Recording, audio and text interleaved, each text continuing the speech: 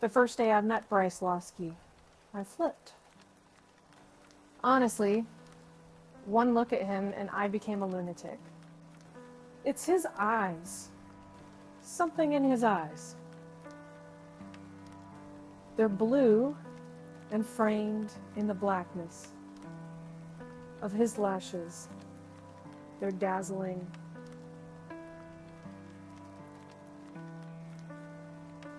Absolutely breathtaking.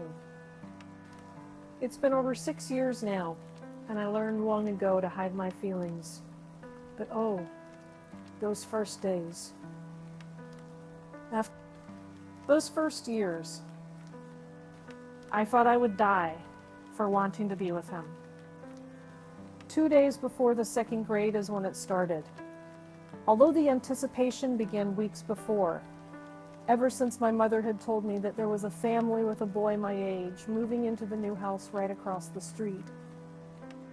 Soccer camp had ended, and I'd been so bored because there was nobody, absolutely nobody, in the neighborhood to play with. Oh, there were kids, but every one of them was older. That was dandy for my brothers, but what it left me was home alone. My mother was there, but she had better things to do than kick a soccer ball around. So she said, anyway. At the time, I didn't think there was anything better than kicking a soccer ball around, especially not the likes of laundry or dishes or vacuuming, but my mother didn't agree. And the danger of being home alone with her was that she would recruit me to help her wash or dust or vacuum, and she wouldn't tolerate the dribbling of a soccer ball around the house as I moved from chore to chore. To play it safe, I waited outside for weeks, just in case the new neighbors moved in early. Literally, it was weeks.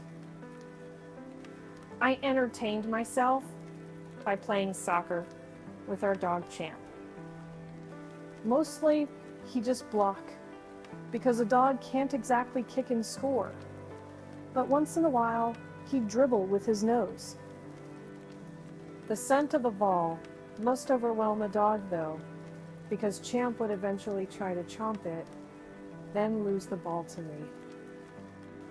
When the Losky's moving van finally arrived, everyone in my family was happy. Little Juliana was finally going to have a playmate. My mother, being the truly sensible adult that she is, made me wait more than an hour before going over to meet him. Give them a chance to stretch their legs, Juliana, she said. They'll want some time to adjust. She wouldn't even let me watch from the yard. I know you, sweetheart. 7.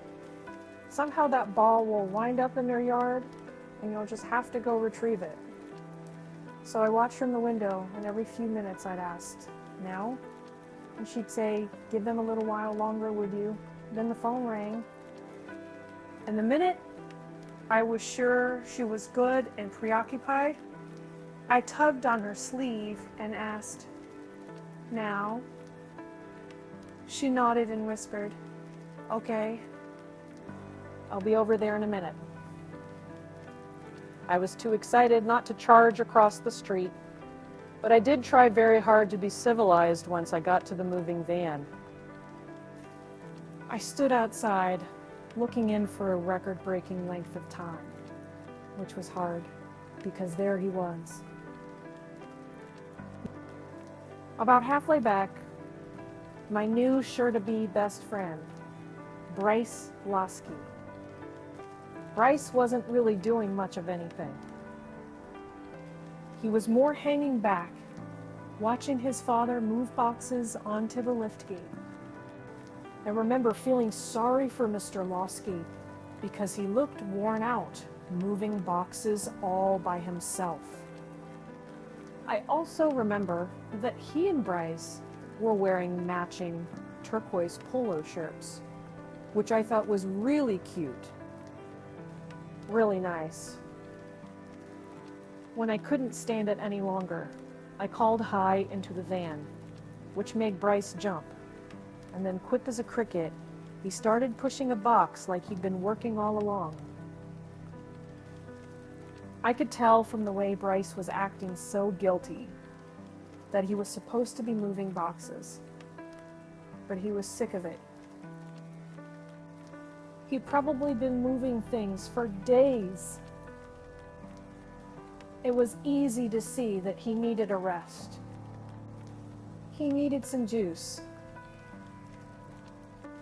Something. It was also easy to see that Mr. Losky wasn't about to let him quit. He was going to keep on moving boxes around until he collapsed, and by then Bryce might be dead. Dead before he'd have the chance to move in.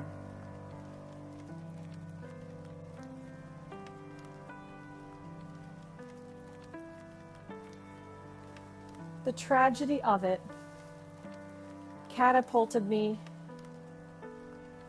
into the moving van. I had to help.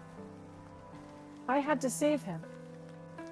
When I got to his side to help him shove a box forward, the poor boy was so exhausted that he just moved aside and let me take over. Mr. Losky didn't want me to help, but at least I saved Bryce. I'd been in the moving van all of 3 minutes when his dad sent him off to help his mother unpack things inside the house. I chased Bryce up the walkway, and that's when everything changed. You see, I caught up to him and grabbed his arm, trying to stop him, so maybe we could play a little before he got trapped inside. And the next thing I know, he's holding my hand, looking right into my eyes. My heart stopped. It just stopped beating. And for the first time in my life, I had that feeling. You know, like the world is moving all around you, all beneath you, all inside you, and you're floating. Floating in midair. And the only thing keeping you from drifting away is the other person's eyes. They're connected to yours by some invisible physical force, and they hold you fast, while the rest of the world swirls and twirls and falls completely away. I almost got my first kiss that day. I'm sure of it. But then his mother came out the front door, and he was so embarrassed that his cheeks turned completely red. And the next thing you know, he's hiding in the bathroom. I was waiting for him to come out when his sister Lynetta saw me in the hallway. She seemed big and mature to me, and since she wanted to know what was going on, I told her a little bit about it. I shouldn't have, though, because she wiggled the bathroom doorknob and started teasing Bryce something fierce. "Hey, baby brother," she called through the door. "There's a hot chick out here waiting for you." "What's the matter? Afraid she's got cooties?"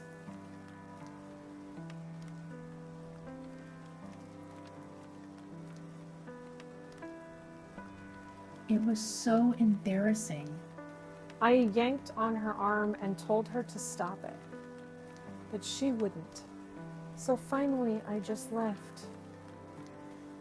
I found my mother outside talking to Mrs. Losky. Mom had given her the beautiful lemon bundt cake that was supposed to be our dessert that night. The powdered sugar looked soft and white, and the cake was still warm, sending sweet lemon smells into the air. My mouth was watering just looking at it.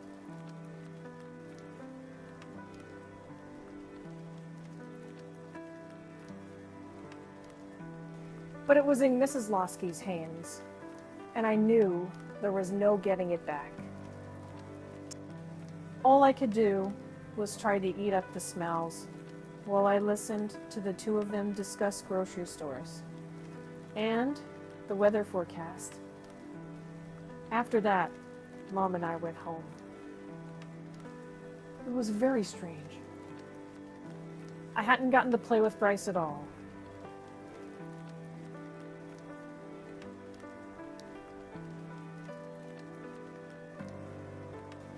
All I knew was that his eyes were a dizzying blue, that he had a sister who was not to be trusted, and that he'd almost kissed me. I fell asleep that night thinking about the kiss that might have been. What did a kiss feel like anyway? Somehow I knew it wouldn't be like the one I got from Mom or Dad at bedtime. The same species, maybe, but a radically different beast. To be sure, like a wolf and a whippet. Only science would put them on the same tree. Looking back on the second grade, I like to think it was at least partly scientific curiosity that made me chase after that kiss. That, to be honest, it was probably more those blue eyes. All through the second and third grades, I couldn't seem to stop myself from following him, from sitting by him, from just wanting to be near him. By the fourth grade, I'd learned to control myself. The sight of him, the thought of him, still sent my heart humming, but my legs didn't actually chase after him anymore. I just watched and fought and dreamed. Then, in the fifth grade, showy stalls came into the picture. Showy stalls is a mini.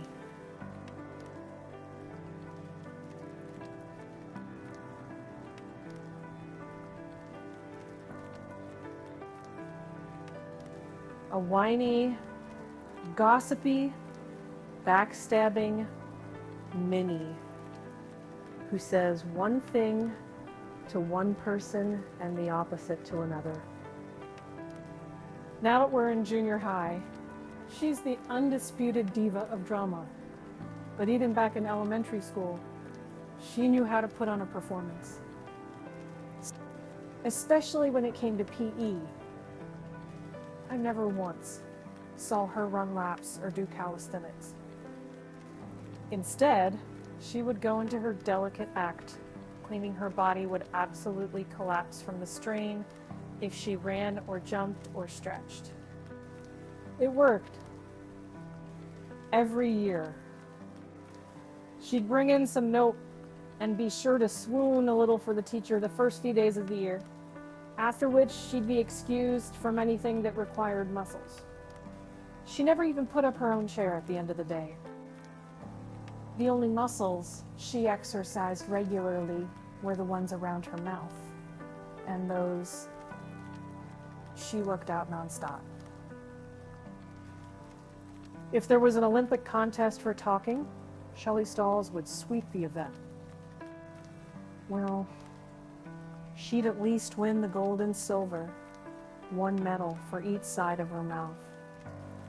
What bugged me about it was not the fact that she got out of PE, who'd want her on their team anyway. What bugged me about it was that anyone who bothered to look would know that it wasn't asthma or weak ankles or her being delicate that was stopping her. It was her hair. She had mountains of it. Twisted this way or that. Clipped or beaded. Braided or swirled. Her ponytails rivaled the ones on carousel horses. And on the days she let it all hang down, she'd sort of shinny and cuddle inside it like it was a blanket, so that practically all you saw of her face was her nose. Good luck playing foursquare with a blanket over your head. My solution to Shelley stalls was to ignore her, which worked just dandy until about halfway through the 5th grade when I saw her holding hands with Bryce. My Bryce. The one who was still embarrassed over holding my hand 2 days before the 2nd grade. The one who was still too shy to say much more than hello to me. The one who was still walking around with my first kiss. How could Shelley have wormed her hand into his? That pushy little princess had no business hanging on to him like that. Bryce looked over his shoulder from time to time as they walked along, and he was looking at me. My first thought was that he was telling me he was sorry. Then it dawned on me, he needed my help. Absolutely, that's what it had to be. Shelley Stalls was too delicate to shake off, too swirly to be pushed away. She'd unravel and start sniffling, and oh, how embarrassing that would be for him. No, this wasn't a job a boy could do gracefully. This was a job for a girl.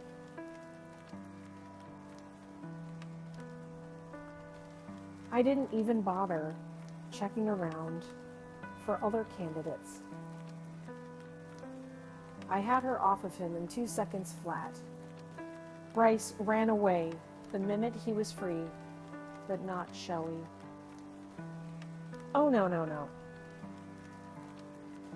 She came at me, scratching and pulling and twisting anything she could get her hands on, telling me that Bryce was hers, and there was no way she was letting him go. How delicate. I was hoping for herds of teachers to appear so they could see the real Shelley Stalls in action, but it was too late by the time anyone arrived on the scene. I had Fluffy in a headlock and her arm twisted back in a hammerlock, and no amount of her squawking or scratching was going to get me to unlock her until a teacher arrived.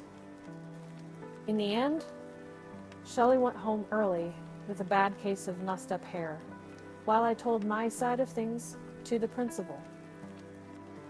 Mrs. Schultz is a sturdy lady who probably secretly appreciates the value of a swift kick well placed. And although she told me it would be better if I let other people work out their own dilemmas, she definitely understood about Shelley Stall. Shelley was back the next day with a head full of braids. And of course she got everybody whispering about me. But I just ignored them. The facts spoke for themselves. Bryce didn't go anywhere near her for the rest of the year. That's not to say that Bryce held my hand after that, but he did start being a little friendlier to me, especially in the 6th grade, after Mr. Mertens sat us right next to each other in the 3rd row back. Sitting next to Bryce was nice. He was nice. He'd say, "Hi, Julie," to me every morning. And once in a while, I'd catch him looking my way. He'd always blush and go back to his own work, and I couldn't help but smile. He was so shy and so cute. We talked to each other more too.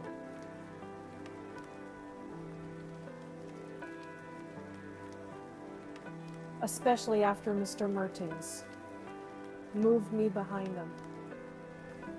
Mr. Mertens had a detention policy about spelling, where if you missed more than 7 out of 25 words, you had to spend lunch inside with him, writing your words over and over and over again. The pressure of detention made Bryce panic. And even though it bothered my conscience, I'd lean in and whisper answers to him, hoping that maybe I could spend lunch with him instead. His hair smelled like watermelon, and his earlobes had fuzz. Soft. Blonde fuzz. And I wondered about that. How does a boy with such black hair wind up with blonde ear fuzz? What's it doing there anyway? I checked my own earlobes in a mirror, but I couldn't find much of anything on them, and I didn't spot any on other people's either. I thought about asking Mr. Mertens about earlobe fuzz when we were discussing evolution in science, but I didn't. Instead, I spent the year whispering spelling words, sniffing watermelon, and wondering if I was ever going to get my kiss.